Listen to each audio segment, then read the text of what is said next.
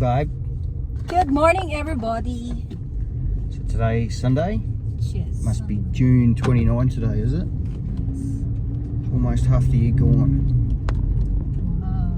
So after yesterday, we went down to Hobart. We got our mirror. Today's job is to have a crack at hanging the mirror. Yes. So we're just going to go to the hardware shop and see if we can get some bits and pieces to get it securely on the wall. Yes, So you're in charge of driving again. It's not a bad day for that. Cooler day, 8 degrees. And there was a bit of ice around this morning. in the Polo. Yeah, on the Polo, yeah. That's the house for sale. That's for Sabo, yep. So yeah, so we're going to drive down to the hardware shop and then we might see you down there. Okay, bye everyone. Bye bye. Bye, bye. So I parked good, guys. Bye. Bye, car. Hi, babe. Bye bye. Is it good? Yeah. Alright. Straight. It's good. Ah. I like your shoes, darling. You like them? Yes, darling. Hi, Bunnings. We're going back to Bunnings. It's good when you walk back. Ito kami, guys. Nakabalik na kami dito sa bahay, guys. So, ayan, nabili na namin yung gagamitin namin para sa paglagay sa wall. So, ayan, nagsastart na si Craig. Ilalagay na namin yung aming mirror, guys. So, check na ni Craig. Yeah, so it's kind of that point really, I reckon.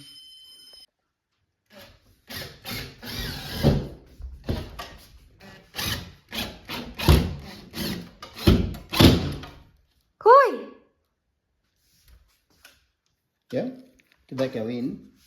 So, yun na yung aming mirror, guys. It's so pretty. So, wala nang everything sa wall. Yan lang. Diba? So, maglagay na ulit tayo ng mga design. Display.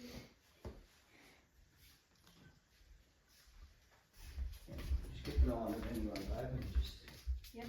but it looks pretty solid to me. Yeah. It's a shame we can see, it's a shame it sticks out so far, but What do you mean? like when you walk down here, you can sort of see it sticking out. If it was closer to the wall, it would be better. True. So, maybe we can... But I think that's the nature of the wire. Yeah.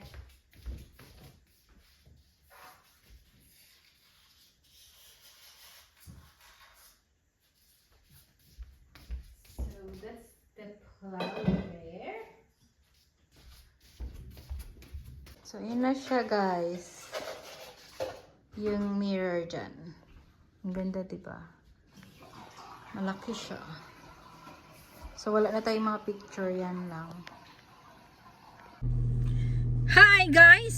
So guys, nasa sasakyan na kami guys. Tapos na namin nalagay yung mirror. So ngayon, aalis na naman kami. Pupunta kaming Woolies para mag-grocery and then bibili kami nung pang-takip nung butas ng nilalagyan ng mga picture frame dati. Kasi nalagay na namin yung salamin. So mayroon siyang makikita doon sa side na nalagyan sa wall na may butas. So lalagyan namin. And then, yeah, that's gonna be so good. So, ang ganda na, guys. I really like the mirror that we got. It's worth it na drive kami doon. Nagkuha talaga kami ng anuhin namin ng one day, one night para lang makuha yan. So, it's good. Tara, let's go to the Woolies. Woolies. Para akong walang blood kasi hindi ako nalagay ng lip tint. So si babe ang mag-drive. Ayoko na mag-drive. So yun guys. See you later. Bye. We've got a few things on the list, haven't we? So guys, tapos na kami sa Woolies. Hindi na ako nag-vlog because it's very busy. Ang daming tao kasi Sunday ngayon. So talagang shopping day ng mga shopping day, grocery day ng people. So hindi na ako nag-vlog inside. It's very busy. And now pupunta kami sa Asian grocery para bibili ng sinigang na powder kasi magsisinigang ako. gagamitin ko yung prawns sinigang. So, yun lang guys. See you again later. Bye. So guys, dito kami sa house for sale. Ito guys, oh. This one. Sige mo lang siya. This one guys, oh, ang ganda. For sale siya. Mas mura siya kaysa sa bahay namin. Kasali ito, hanggang yan. Yan siya. Ang ganda. So, hi everyone! Nasa bahay na kami. Suot ko yung jacket ni Craig. So, bumili kami ng chicken breast. And then, pumunta kaming Asian supermarket. Bumili ako ng sinigang. And then, coconut milk. And, sa Woolies, bumili kami ng para sa washing. Then, broccoli. Yum. Broccoli. Kahit rin ang healthy and good. Then, cauliflower. Then, mouthwash. And this one. Onion. Ay, garlic. Kiwi. Dalawa lang. Kulang naman kumakain.